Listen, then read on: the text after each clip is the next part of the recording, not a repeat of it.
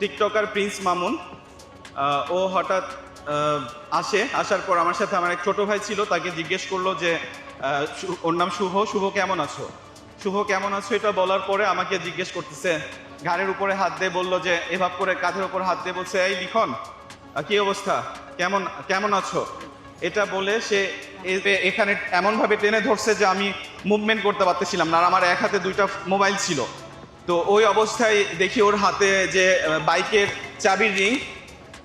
চাবির রিংয়ের মধ্যে যে ছোট সুপ থাকে সেই দিয়ে সে আমাকে এইখানে স্টেপ করে, আর স্টেপ করার সঙ্গে সঙ্গে আমার হতে থাকে, অ্যান্ড মোবাইলের যে পাওয়ার ব্যাংক আছে ওইটা দিয়ে ইচ্ছে মতো সে আমার মাথার মধ্যে হিট করতে থাকে। কিশোর গ্যাংয়ের সাথে জড়িত, আমার মনে হয় এটা তদন্ত করা উচিত। সে অবশ্যই কিশোর গ্যাংয়ের সাথে জড়িত, তাছাড়া কার পাওয়ারে এরকম করে। এবং সে ঢাকা শহরে বিভিন্ন বড়লোকের মেয়েদেরকে ধরে লাইলার মতো ধরে ধরে টাকা হাতিয়ে নিয়ে সেই টাকার পাওয়ারে বিএমডাব্লিউ কিনে সে মেয়েদেরকে অ্যাট্রাক্ট করে সেই মেয়েদের টাকা খাওয়া শেষে সে চলে যায়। এই নিউজগুলো গণমাধ্যমে আগেও আছে, আমার কাছে অনেক এভিডেন্স আছে, ওর ক্যারেক্টারই এটা।